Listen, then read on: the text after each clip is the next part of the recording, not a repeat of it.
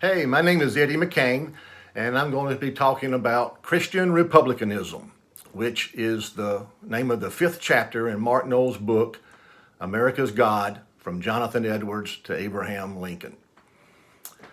In the journal Millennium 48, there is an article called Republicanism Within International Relations, A History of Liberty and Empire.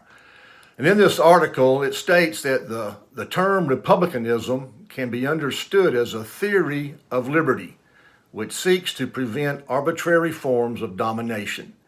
It is a tradition based on the participation of equal citizens in a free society with the use of mixed constitutions designed to prevent unaccountable forms of power.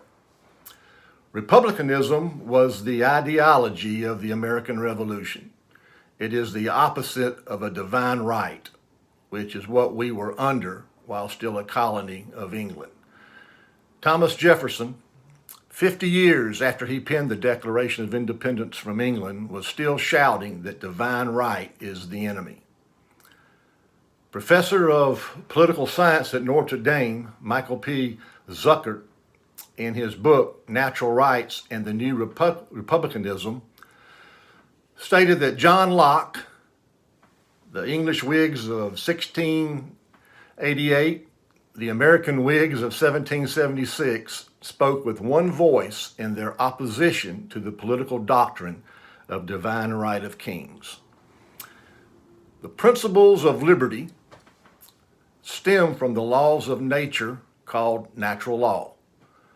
Rights are part of our humanity.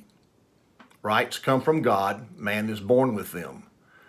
John Locke, a man whose writings our founders looked to for guidance when establishing our Declaration of Independence, wrote about natural law in his book, Second Treatise on Government.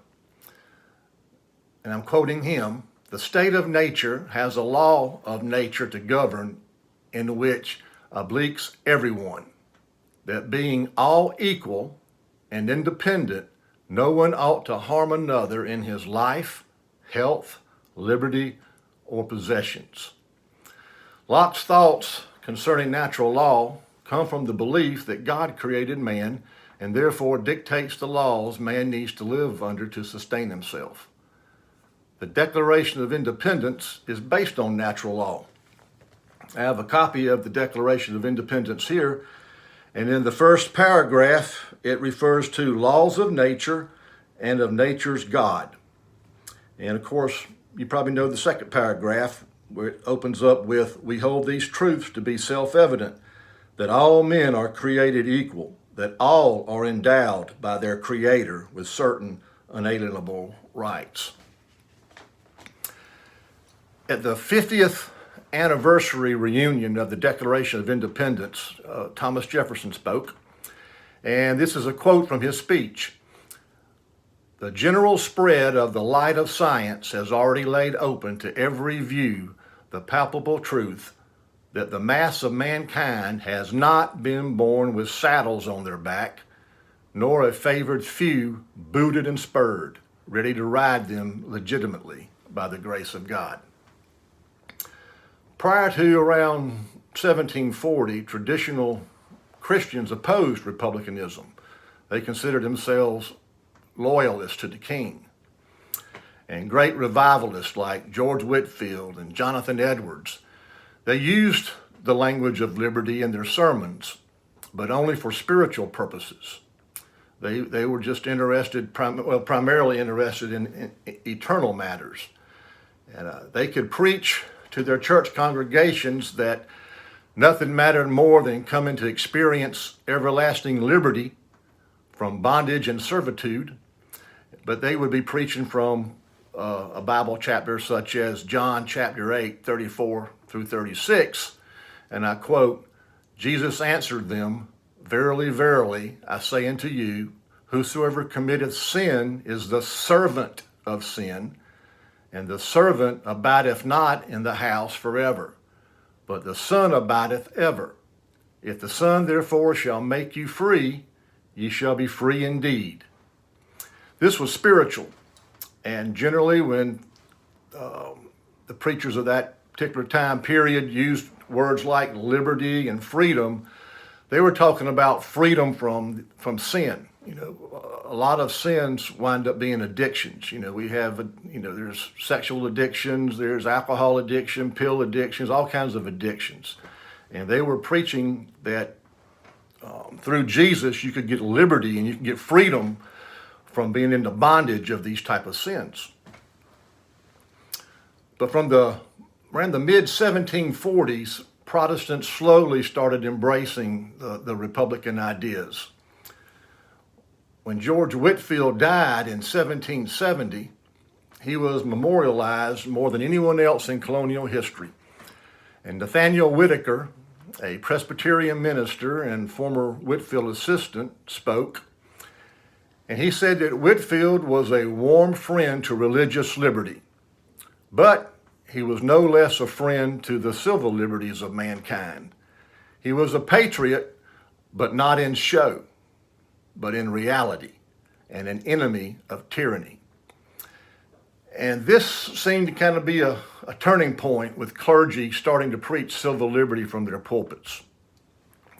This was part of the turning point, and also all the circumstances started taking place that led up to the Revolutionary War. And that brought Christian republicanism into existence as well.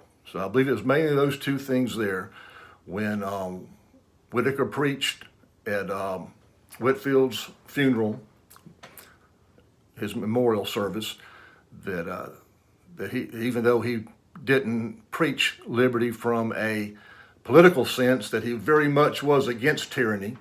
And then dealing with all the stuff that was going on with England, which led to the Revolutionary War, those two combined there started generating preachers to come out and preach from their pulpit against tyranny, against King George III, and preaching for liberty.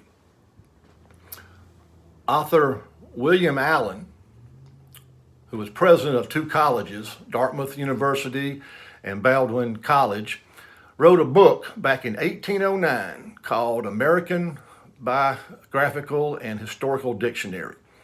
And this was the very first general biography book published in the United States. And it was in this 1809 book that William Allen wrote about a relatively unknown colonial army chaplain named Moses Allen. Moses Allen, pastor of the Midway Church and the chaplain, Midway Church in Georgia, and the chaplain for the Georgia Colonial Brigade, was arrested by the British Army for preaching liberty. The British normally paroled colonial officers and sent them to Sunbury, Georgia. That's where they paroled them. But because they resented Moses Allen for preaching liberty, Allen was denied parole and sent to the prison ships. On February 8th, 1779, Allen jumped overboard into the water to escape and drowned attempting to swim ashore. Here are the details from the book, American Biographical and Historical Dictionary. I'm quoting, "The British Army from Florida under General Provost dispersed his society in 1778 and burned the meeting house, almost every dwelling house, and the crops of rice then in stacks. In December, when Savannah was reduced by the British troops, he was taken prisoner. The Continental officers were sent to Sunbury on parole, but Mr. Allen, who was chaplain to the Georgia Brigade, was denied that privilege. His warm exhortations from the pulpit and his animated exertions in the field exposed him to the particular resentment of the British."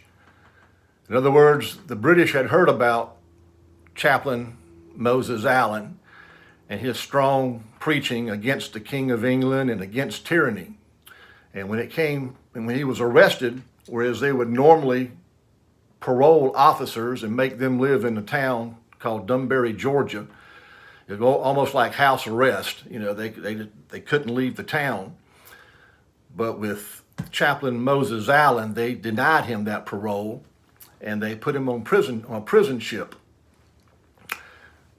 They sent him on board the prison ships, wearied with the confinement of a number of weeks in a loathsome place and seeing no prospect of relief, he determined to attempt the recovery of his liberty by throwing himself in the river and swimming to an adjacent point.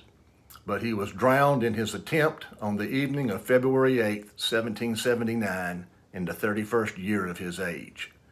His body was washed on a neighboring island and was found by some of his friends. They requested of the captain of a British vessel some boards to make a coffin, but could not procure them. So here was a man who, from his pulpit in Midway, Georgia, was preaching liberty, not just liberty as in when you accept Christ as your Savior and you're liberated from your sin and from the addictions and all the harm that sin brings, but he was also preaching political liberty.